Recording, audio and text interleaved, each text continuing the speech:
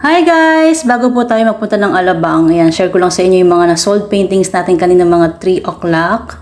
Ngayon ay araw ng Sabado. Ayan. Kanina guys, yung tatlo dito, kagagawa ko lang at ayun, biglang bumili ang ating client. Nung sinabi ko yung presyo, sabi niya, wow, ang mura! Ayun, sabi ko pwede ko na po ipa-deliver ngayon din kapag naayos ko na po kasi yung iba hindi naka-frame, pinrame ko, buti meron akong vacant na frame. At ito guys, yung pinadala natin kahapon sa Tarlac. Yay! Ito guys, matagal na pinakomisyon to. 3 months na. Ayun. Pero itong birds, yan, yung bagong gawa natin na birds.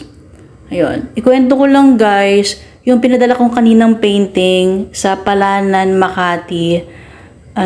Sobrang bayad din ng client natin na yun. Kasi tuwang-tuwa siya na shinare ko daw yung art ko sa kanya.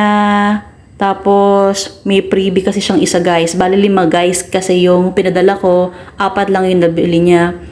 Tapos, sabi ko, kahit yung payment po after delivery na lang, upon delivery na lang, yun.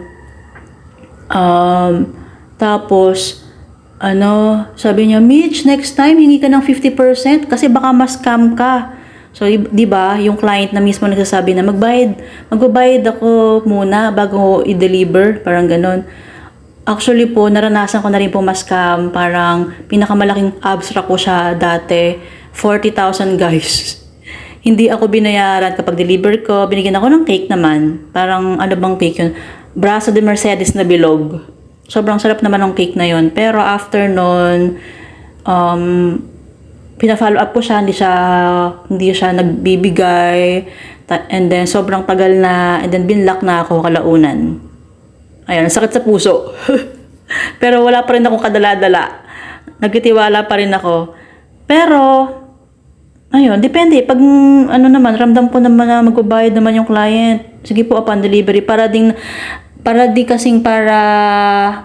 maging magaan yung pakiramdam ng client, na kasi baka isipin na ako yung mag-scam, ganun. Hindi ko ipadala kapag nagbayad sila. Kaya sinasabi ko na sige po, kahit na kapag na-deliver na lang, saka na lang po yung payment. Ganun.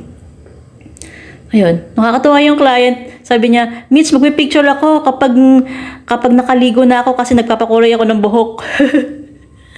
Promise, magpapadala ako ng picture, sabi niya. Tapos, nalaman ko pa, nasukat din siya guys. And nagwo-work siya sa Mondelez. Meron tayong UO sa Mondelez na bumili sa akin ng 3-bedroom unit sa Fordham. Nakakatuwa. Napakaliit ng mundo. Ayan. Ang bilis lang guys.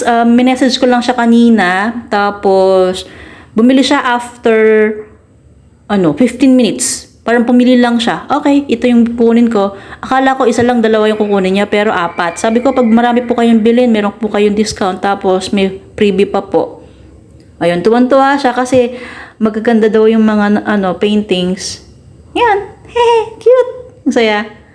Yay! At ito guys, ito palang paintings na to. Styro na guys yung nilagay natin para safe. Thank you so much guys for watching. Bye!